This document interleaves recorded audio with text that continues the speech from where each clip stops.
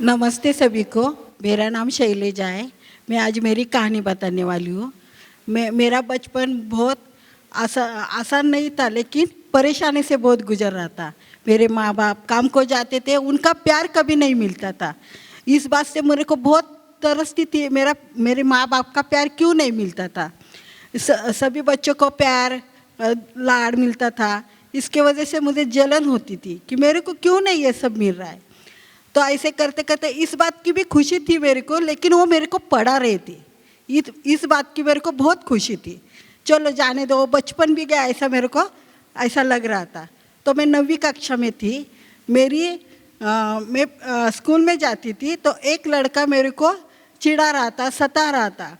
मैं बहुत टेंशन में थी। मैं पढ़ाई करूं या मेरे माँ बाप को बताऊं या क्या करूं, ये मेरे को समझ में नहीं आता था।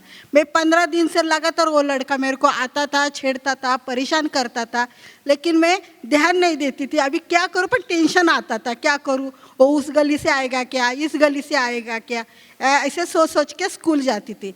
तो एक दिन ऐसा हुआ कि मेरे नज़दीक वाले लोगों ने मेरे बाप को बोला कि ये लड़की के पास एक लड़का आता है और उसको चिढ़ा रहा है, तंग कर रहा है। इसने बताया क्या, लेकिन मैं डर रही थी ना, मैंने बताया नहीं उनको।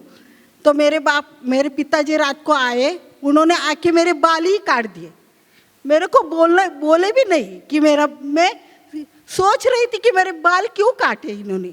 नहीं क्या, ऐसा मेरे को लग रहा था मेरे बाल काट रहे, क्या प्रॉब्लम ये भी मालूम नहीं, मैंने बताया भी नहीं। तभी भी मेरे को उन्होंने बाल काट लिए, मारने लगे, गाली देने लगे। तो अच्छी लड़की नहीं है, तेरे वजह से हमको मुसीबत आ रही है, नाक काट दिया हमारा, ऐसे करके करने लगे, रात को मारने लगे। 3 दिन के बाद मैं अभी एक बाजू में ऐसे कोने में बैठ के रो रही थी। नहीं क्या, खाना नहीं खा रही थी, परेशान बहुत थी। लेकिन स्कूल को तो जाने का था, खाली 9वीं में थे, तो मेरे को ऐसा लगा स्कूल तो भी जाओ। तो हमारे उधर की एक लड़की, मेरी सहेली ने मैडम को बताया कि इसके बाल है ना, एक लड़की के वजह से काटे। इसकी वजह से मैडम बोली तू स्कूल में मत आ, तू स्कूल में आएगी तो ये सब लड़कियां तेरी जैसी हो जाएगी। देखो मेरा स्कूल भी छूट गया। फिर मैं घर में मार ताना खाने, रोने, इसकी वजह से घर में बैठी। बाहर गई तो लोग देखते थे, देखो इसके बाल कैसे काटे, लड़की जैसे हालत कर दी मेरी। लड़की तो नहीं लगती थी, लड़का लगती थी। ऐसी वजह से मैं परेशान रहती थी, मारना पीटना, रात को खाना नहीं अच्छी तरह से जाना, टेंशन में रहती थी मैं। एक बार पिताजी ने ऐसे सोचा इसको रिमांड होम में डालूं। तो मेरे को रिमांड होम में, मेरे को पूछा भी नहीं, तो रिमांड होम में डाला। 8 दिन में इधर उधर देख रही थी। रात को मैं ऐसे एक कोने में बैठी देख रही थी, क्या करूं, मेरी क्या गलती है, मेरे को ये सज़ा मिल रही है। तो मैं एक कोने में बैठ के देख रही थी। रात को वो मैडम ने मेरे को खाना दिया, तो मैंने खाना भी नहीं खाया। मेरे को अच्छा नहीं लगा, लेकिन मैं टेंशन में थी, एक कोने में रोती थी, क्या करूं, ये सुझाव क्या है, मेरे को समझ में नहीं आया। तो सुबह देखी तो 3 महीने का वो लड़का छोटा, उसकी मौत हो गई है। अभी ज़्यादा टेंशन में आ गई, मैं क्या करूं। नहीं क्या, ये ऐसा देखकर वो छोटे लड़कों को मारना, सुबह से ठंडे पानी को नहलाना, वो बच्चे को अच्छी तरह से खाना नहीं मिलना, ये बहुत मैंने नज़दीक से देखा है। अभी मैं क्या करूं, भाग के तो नहीं आ सकती, क्या करूं, ये सोच के मैं उसी जगह टिक गई 8 दिन। तो मेरे साथ कोई लोग बोलते थे, तो मेरा आत्मविश्वास खो गया। मेरे को लगा मैं किसी से बात नहीं करूं, किसी से बोलूं नहीं, ऐसा मेरे को लग रहा था। क्या करूं ये समझ में नहीं आ रहा था।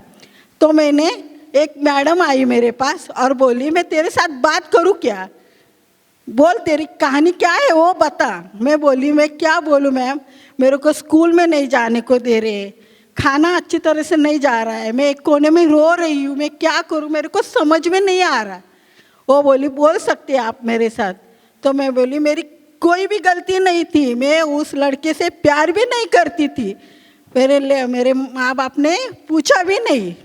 माँ तो नहीं बोलती थी, वो पिता से डरती थी तो नहीं बोलती। तो मैंने एक बार ऐसा किया, क्या करूँ अभी मैडम को बताऊँ क्या करूँ, तो भी मेरा को हल्का लगेगा। 8 दिन मैंने खाना नहीं खाया, ठीक से सोई नहीं, क्या करूँ। इधर उधर देख रही थी, खाली देख रही थी, वो लड़कों को देख रही थी, वो मौत हो गई, वो बच्चे को कैसे मार रहे, अच्छे से खाना नहीं दे रहे। इस वजह से टेंशन आके और भी मैं परेशान हो गई। ऐसा करते करते मैंने वो मैडम को मैं बोली, मैडम मैं आपको बात बताती हूँ, लेकिन मेरे को ऐसा डर लग रहा है कि ये बात सुनते ही तो और कोई गलत फैसला ना मेरे साथ हो जाए, इस बात से मैं डरी हूँ। नहीं बोलो बोलो बोली मैडम, 2 दिन तेरे को मैं तेरे पास बैठती बोलती, ऐसा बोल के उन्होंने मेरे साथ बात की। तब मैंने बोला मेरे बाल काट रहे, मेरा स्कूल छूट गया है, एक लड़के के वजह से मेरा ये सब मेरे को परेशान हो गई मैं। अभी मेरे को इधर मेरे पिताजी ने डाला है, लेकिन मैडम मेरे घर में किसी ने सुना नहीं मेरा, मैं क्या ये थी गलती थी ये भी नहीं बोले मेरे को। ऐसा बोल के मैडम बोली मैं भी तुम्हारे पिताजी के बारे में कंप्लेंट करूँ क्या। तो मैं बोली कंप्लेंट किया तो मेरा भाई है, मेरी माँ है, वो किसके सहारे जी लेंगे। इसके वजह से मैं बोली वो एक्शन मत लो, खाली है ना मेरे पिताजी को बोलो कि ये मत करो, इनका सुन लो। लेकिन उन्होंने सुना नहीं, कुछ नहीं। मैडम बोले अच्छी मैं बात करती और तेरे को घर भेजती। 8 दिन के बाद मैं रात को ठीक से नींद ले गई, क्योंकि मेरे जो मन में था वो डर था, वो घबराहट थी, वो टेंशन था, वो कम हो गया, क्योंकि मैं वो मैडम के साथ बात करने लगी, बोलने लगी। ऐसे करते मैडम बोले अच्छा है तेरा बर्ताव अच्छा है, तो जो रिमांड होम है ना उसमें से मेरे को निकाल के मेरे घर में भेज दिया। लेकिन शाम को आए, पिताजी ने देखा तो फिर मारने लगे, क्यों आए, गंदी लड़की है, अच्छी नहीं है, फिर आई ये, हाँ उधर ही अच्छी थी, उधर ही मरना था तेरे को, हाँ इधर क्यों आई। मेरी माँ को मैंने खाली एक शब्द बोली, माँ मैंने क्या किया है वो बता मेरे माँ, मेरे को बता, मैं क्या करूँ, मेरे को समझ में नहीं आ रहा है। मेरी माँ बोली देख अभी तू कुछ मत बोल। मैं बोली मेरे बाल इतने काटे माँ, लड़की जैसे किया है, लेकिन तूने बताया बोली भी नहीं माँ। ठीक है बोली अभी तू मत कुछ बोल, रहने दे अब तेरा ये सब। फिर मेरे पिताजी ने मेरे नाना जी के पास गांव भेजा तो मेरे को लगा चलो अभी मेरे पैर से जमीन ऐसी सरक गई, क्या करूँ समझ में नहीं आ रहा, किधर जाऊँ। तो मैंने गोलियां खाई, नहीं क्या मरने लगी मैं कि मैं मरूँ अभी, मैं जीऊँ नहीं। ये मैंने प्यार भी नहीं किया, उसकी सज़ा अभी मेरे को मिल रही। तो मैंने वो गोलियां भी खाई, लेकिन सुबह देखी तो मैं जिंदा। मेरे को इतना ये हो गया, अरे मैंने इतनी गोली खाई और मैं जिंदा हो गई, देखो भगवान भी मेरे को ले रहा नहीं है। ऐसा सोच के मैंने वो रात कर दी, हंस के गुजर दी।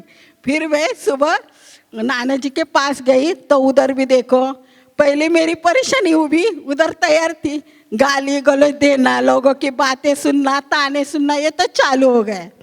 फिर अकेले पड़ गई, आत्मविश्वास जो बढ़ता है वो फिर से कम हो गया। फिर क्या करूँ, फिर ऐसे 2-4 दिन गए, जिस लड़के ने मेरे को परेशान किया था उसको मेरा एड्रेस मिल गया, वो आया। तो मैंने सोचा अभी इससे प्यार तो नहीं करती, इसके वजह से बर्बाद हो गई ना, जिंदगी इधर की रही ना उधर की रही, तो चलो हम शादी करती है। तो मैंने शादी कर दिया। 3 महीने मेरे को इतने अच्छे लगे, मैं ऐसा लगे स्वर्ग में रह रही हूँ, नहीं क्या बहुत अच्छे गए इधर उधर।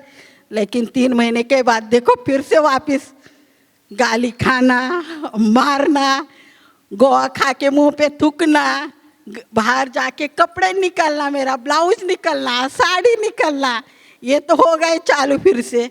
अभी फिर मैंने ये करने के बाद एक लड़की भी हो गई, मेरे को ऐसा लगा अभी लड़की हो गई ये थोड़ा सा परेशान मेरे को कम करेगा, नहीं फिर बढ़ी, क्यों लड़की हो गई, अभी उसमें मेरा क्या दोष है। देखो जिस तरह मेरा किधर भी दोष नहीं था तो वो सज़ा मैं अभी तक भोग रही थी ना। अभी लड़की हो गई, लड़की होने के बाद मेरे को फिर मारने लगा, फिर रात को बाहर भगाने गाली देना, रास्ते में मारना पीटना चालू हो गया, गोवा खा के थूकना, एक बार तो हद ही हो गई, लड़का भी हो गया, चलो अभी अच्छा लगा, लड़का हो गए, चलो होने दो। लड़का हो तो मेरे को लगा अभी अच्छा सुधरेगा ये। कौन सुधरता है? पीने के बाद कौन सुधरा है क्या? नहीं सुधरा। उन्होंने क्या किया, घासलेट जला के मार डालने की कोशिश की। वो सब मैंने छोड़ के 2 बच्चों को लेके फिर माँ के पास आई। अभी क्या कर सकती ना, जगह तो किधर नहीं है। माँ के पास आई तो पिताजी बोले ये मुसीबत फिर आई, जाओ तो कहाँ जाओ, आत्महत्या तो नहीं कर सकती, बच्चे 2, उसको तो लेके जाने का है, आगे तो बढ़ने का है। ऐसे कोशिश करते करते मैं वो माँ के घर रहने लगी। देखो खाना मिलता नहीं, काम मिलता नहीं, छत नहीं, तो ज़िंदगी कैसी होती है ये मेरे को मैंने अनुभव लिया है। तो मेरी माँ को बोली मैं भाड़ा दूंगी तेरे को, मेरे को रख, मैं काम करूँगी, मेरे बच्चों को संभालूंगी। ऐसा करते करते मैं काम भी करने लगी, मेरे बच्चे भी संभालने लगे। देखो अभी मैं ऐसे, मेरे को ऐसा लग रहा था पति तो छोड़ा मैंने, लड़के तो है, देखो लड़के भी छोड़ के गए। 18 साल के बाद लड़की छोड़ गई, बेटा छोड़ के गया, क्या करूं? अभी अकेली जी रही हूँ। तब मैं रिसेस हमारे इधर चालू रहता था बापू ट्रस्ट का, आरती मैडम आई और बोली आपको काम चाहिए क्या? देखो मेरे तो आनंद ही हो गया, चलो काम तो मिला। ऐसा लगा चलो काम मिला है, अभी मैं खाऊंगी, अच्छी तरह से तो कमाऊंगी, माँ को किराया दूंगी। आदमी तो छोड़ दिया, उसका तो ख्याल भी नहीं किया, तो मैं प्यार ही नहीं करती थी। मैं मजबूरी के कारण उससे शादी करनी पड़ी मेरे को। फिर मैंने मजबूरी की वजह से काम उसको छोड़ा, काम किया, काम करना चालू हो गया। अभी मैं खाती अच्छी तरह से हुआ, मैं खुद को संभालती हूँ। जो मैं अच्छा मेरा जो रहता है वो ध्येय में पूरा करिए। देखो अभी मेरे सामने कोई रोता है ना तो मेरे को हंसी आती है, वो चिढ़ते हैं क्यों हंस रही है ये, क्यों हंसती है ये, यहाँ बार बार हंसती है, हम इतने रोते हैं ये हंसती है। देखो रोना ये मुसीबत है, रोना सबको है, लेकिन उधर आगे ही बढ़ना है ना। तो मैं मर जाती तो मैं आगे नहीं बढ़ती, आपके सामने तो नहीं रहती अभी बात करने के लिए। तो मैंने वो छोड़ दिया, रोना ही छोड़ दिया। और मैंने क्या किया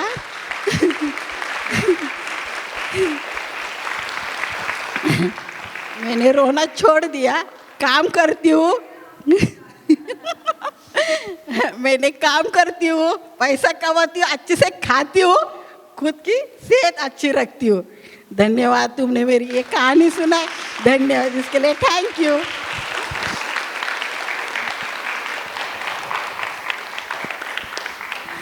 धन्यवाद शैलजा दी, मेरे पास शब्द ही नहीं है। और किस तरह से जेंडर और मेंटल हेल्थ का संबंध है, मुझे लगता है कि ये बहुत जीता जागता उदाहरण है हमारे सामने। और ऐसी स्टोरी से ही हमें हिम्मत मिलती है कि हम कैसे आगे बढ़े, हम कैसे अपने जीवन को समझे। और ये जो समाज के बंधन है, शायद इनको हम तोड़ नहीं सकेंगे, लेकिन एक दिन ज़रूर ऐसा आएगा और हमारे अवेयरनेस में इतनी ताकत होगी कि ये मेंटल हेल्थ और जेंडर डिस्क्रिमिनेशन या मन की जो बात है वो लोग समझ पाएंगे। और शायद और एक शैलजा ताई इस तरीके से अपने आप में सहन करके इतना सब दुख नहीं सहन करेंगे। शायद वो उसी रास्ते पे हम जा रहे हैं, हमारे सब पार्टनर्स, हम सब समाज में कुछ परिवर्तन देखने के लिए, और उसी रास्ते को आगे लेकर जाएंगे, ऐसी मैं उम्मीद करती हूँ। स्टोरी पे बोलने के लिए मेरे पास शब्द नहीं है, क्योंकि जिस तरीके से मुझे पता है शैलजा ताई बहुत हंसते हैं और बहुत हमारे बीच में कुछ भी बात होती है तो वो शैलजा ताई से स्टार्ट होती है। और कुछ भी हमको लगता है कि कुछ मूड बनाए तो मैं तो शैलजा ताई के पास जाती थी कि चलो मूड बनाते हैं क्या शैलजा ताई, सिर्फ इतना ही बोल दिया तो शैलजा ताई हमको हंसाते हैं। तो आज ये शैलजा ताई हमारे साथ है और बस सब लोग रो रहे हैं, तो उनका ही हम वाक्य लेते हैं कि रोने से कुछ नहीं आगे बढ़ता, शांत हो जाओ, रो लो, शांत हो जाओ और आगे बढ़ो। तो धन्यवाद शैलजा ताई।